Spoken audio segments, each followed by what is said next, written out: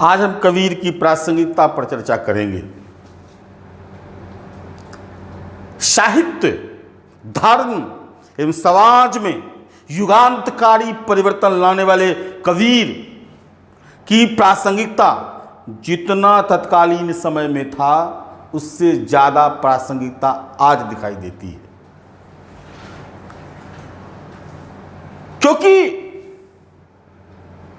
आज समाज ज्यादा विखंडित नजर आता है। आज धर्म में आडंबर ज्यादा नजर आता है। आज धर्म में खूनी खेल ज्यादा नजर आती है और धर्म और समाज का राजनीतिक दुरुपयोग कर खेल ज्यादा नजर आता है। भाषा, आम लोगों की भाषा को तिरस्कार कर अंग्रेजी भाषा को ज्यादा प्रश्रय दिया जा रहा है। प्राणी के प्रति हिंसा का भाव ज्यादा उग्र हो चुका है। उपभोक्तावादी मानसिकता आज ज्यादा हावी है। आर्थिक विषमता की खाए और ज्यादा चोरी हो गई है। ऐसे माहौल में कबीर जैसे निर्भय, निस्वार्थ, तर्कशील, मननशील,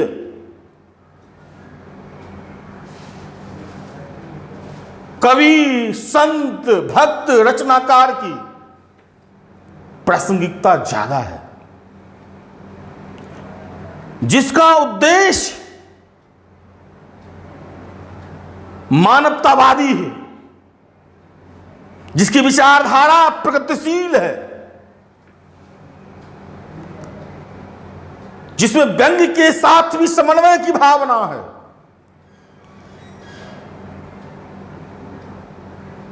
इस कारण मैं तो कह सकता हूं कि कबीर की विचारधारा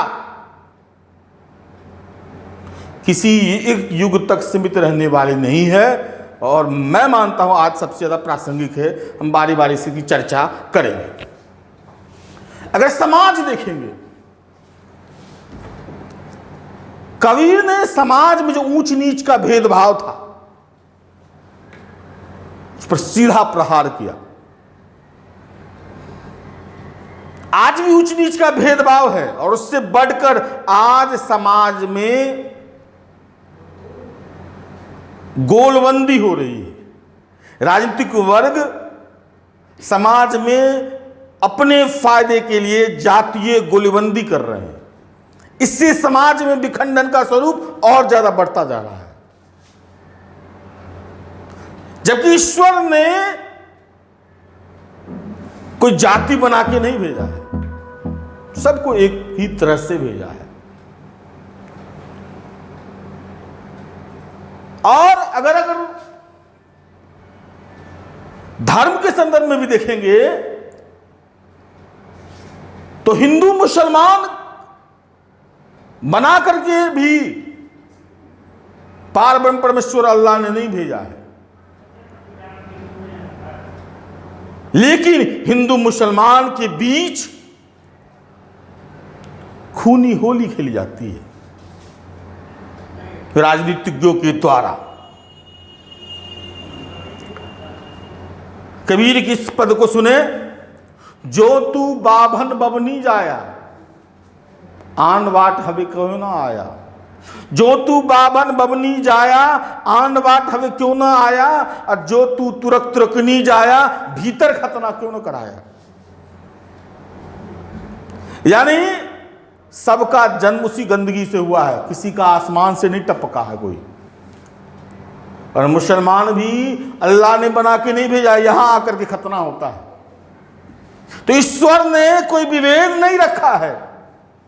मानव यहां आकर के अपने स्वार्थ, अपने राजनीतिक स्वार्थ, अपने सामाजिक स्वार्थ, अपने आर्थिक स्वार्थ के कारण समाज को विखंडित कर रहा है, धार्मिक वैमनस्य फैलाता है। और ऐसे में कबीर की प्रासंगिकता स्वयं सिद्ध हो जाती है। धर्म को आडंबर ने निगल लिया है।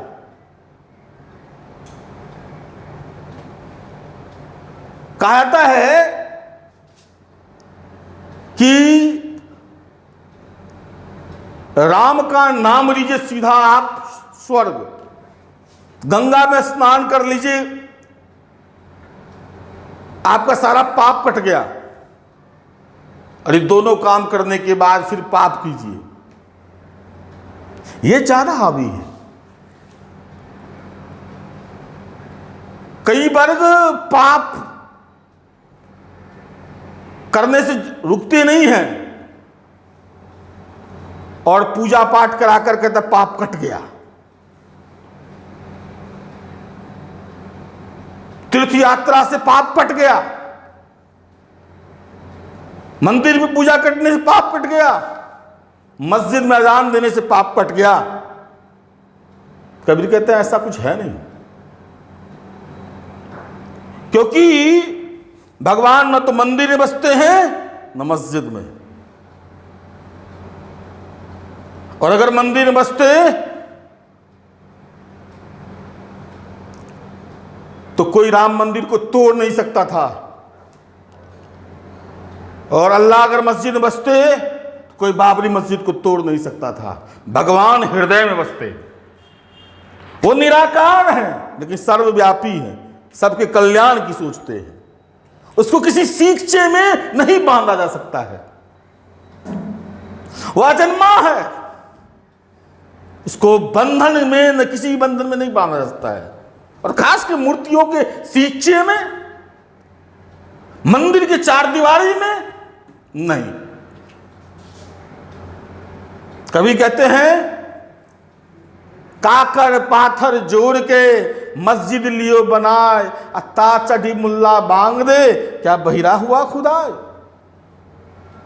पाहन पूजे हरि मिले तो मैं पूजू पहाड़, अत्तासो तो चक्की भले पीस खाए संसार।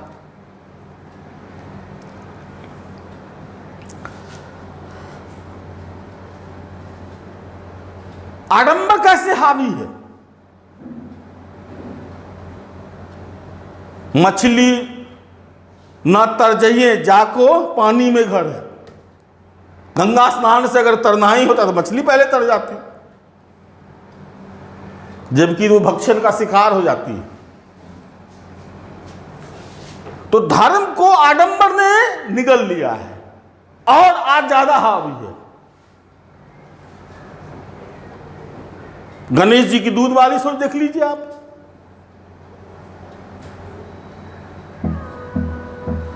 मंदिर मस्जिद का, आप राम मंदिर और बाबरी मस्जिद का खूनी खेल कई 100 वर्षों तक खेला जा गया और आज भी खेला जा रहा है। ये राजनीति का खेल है जो उस समय भी अप्रासंगिक था।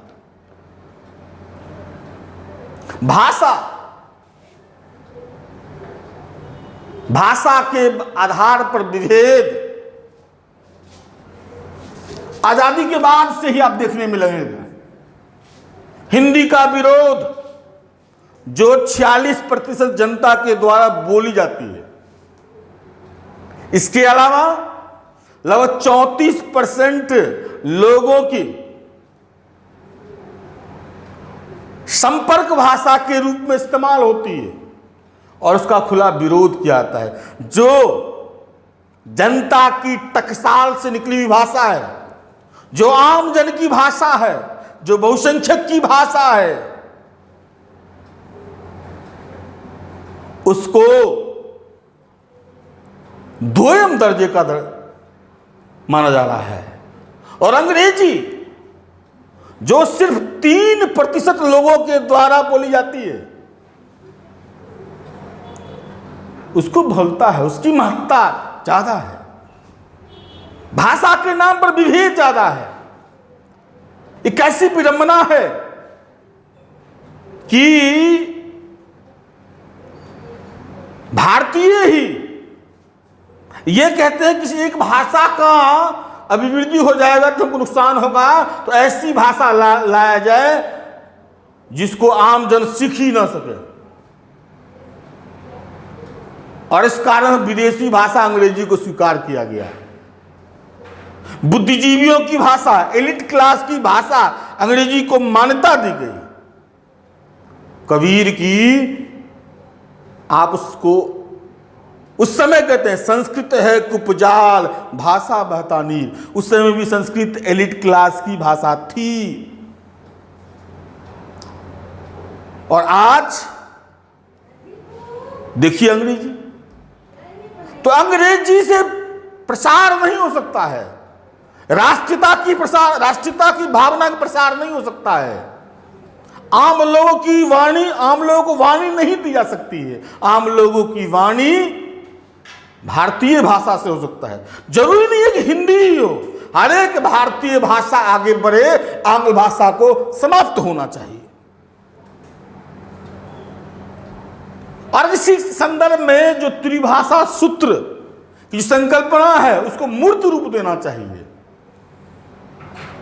कबीर ने उस समय पंचमेल खिचड़ी दी थी, हालांकि उन्होंने ये शब्द नहीं इस्तेमाल किया, समीक्षकों ने कहा पंचमेल खिचड़ी। कबीर विभिन्न भारतीय भाषा जो जनता की टकसाल से निकली हुई है उसमें समन्वय स्थापित कर अपनी पदों में उसको आवाज दी। सतगुरु हम सूरीज कर कहिया एक प्रसंग, बरसिया बादर प्रेम का भीज गया संबंध। इसमें राजस्थानी भी है, पंजाबी भी है, पुरबिया भी है, खड़ी बोली भी है। हमें अपने क्षेत्रीय भाषाओं में समन्वय स्थापित करना है और क्षेत्रीय भाषाओं की महत्ता पड़नी चाहिए, ना कि अंग्रेजी की, जो कुछ 3% एलिट क्लासों की भाषा है। तो कबीर की प्रासंगिकता ज्यादा है। प्राणी मात्र से प्रेम। आज पेटा का आंदोलन चल रहा है, मेनका गांधी पशु संरक्षण आंदोलन चल रहा है, कई एक्ट पारित किए गए, विश्व स्तर पर कई ऐसे संगठन हैं जो पशु हिंसा पर रोक लगाने के लिए कार्य कर रहे हैं। उसकी सोच कबीर ने कहा था प्राणी मात्र से प्रेम।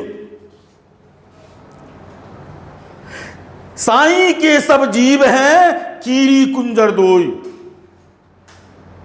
साईं के सब जीव हैं कीरी कुंजर दोई, सब उनके द्वारा बनाया गया है।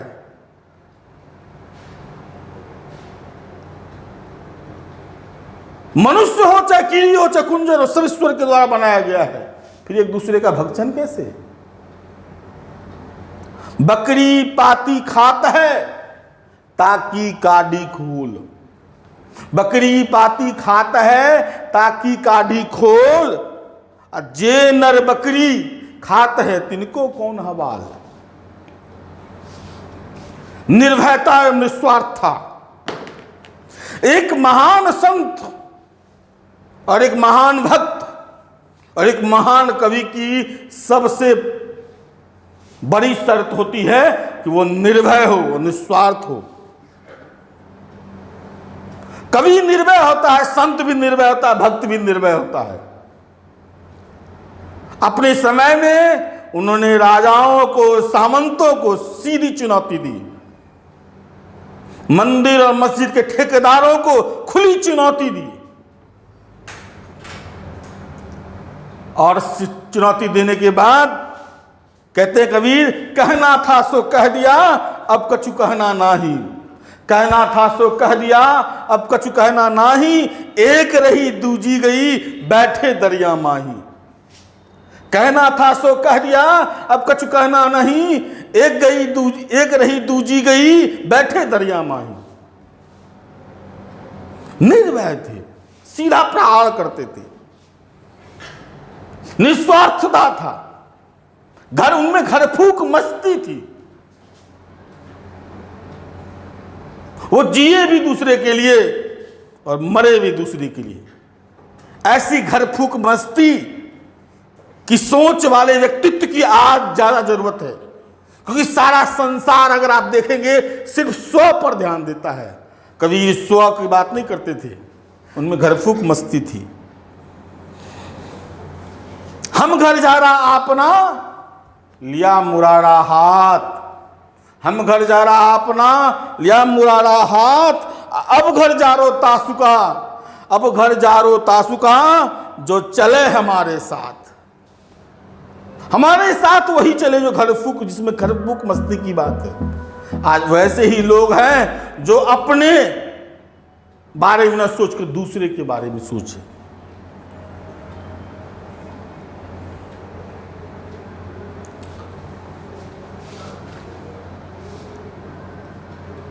उपभोक्तावादी मानसिकता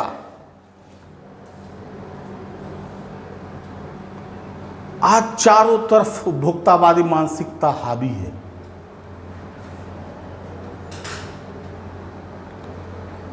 लोग मानव के जगह मशीन में परिवर्तित हो गए हैं।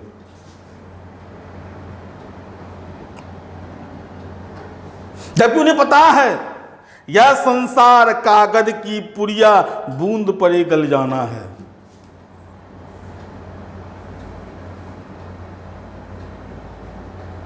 यह चकाचौंध में आज संसार भागा जा रहा है, जबकि पता है कुछ स्थिर है नहीं। ये संसार माया का आवरण है, कागज की पुड़िया है।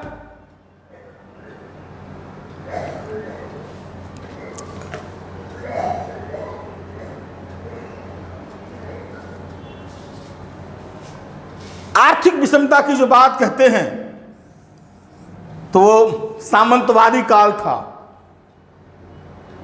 आर्थिक विषमता तो स्वाभाविक थी, होती। और आज जो पूंजीवादी काल है तो आज आर्थिक विषमता और ज्यादा चौड़ी है। कोरोना के संकट में लॉकडाउन ने यह दर्शा दिया कि आज करोड़ों लोग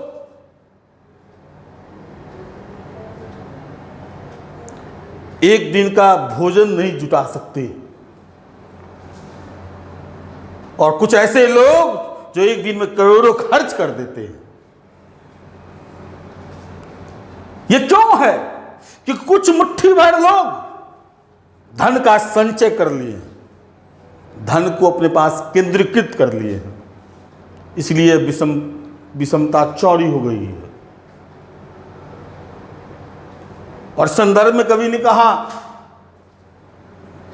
माया जोड़ी जोड़ी करी इकट्ठी, माया जोड़ी जोड़ी करी इकट्ठी, हम ख्याए लड़का व्यवसायी, हम ख्याए लड़का व्यवसायी, असोधन चोरी मूस ले जावे, सोधन चोरी मूस ले जावे, रहा सहा ले जाए जमाई। कुछ स्थिर नहीं रहता है, इसलिए ट्रस्टीशिप का सिद्धांत होना चाहिए, इक्वल डिस्ट्रीब्यूशन होना चाहिए। आर्टिकल 39B और 39C व्यवहारिक रूप से क्रियान्वित होना चाहिए अगर कबीर की वाणी को रखेंगे सामने। तो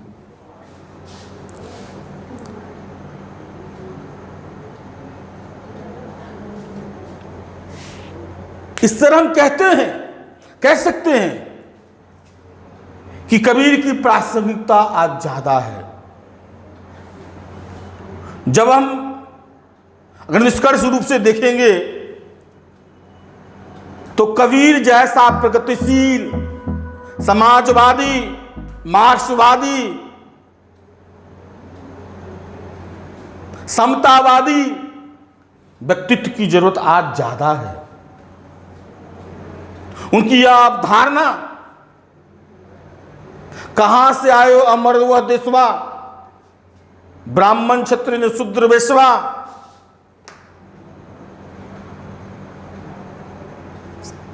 सैयद पठान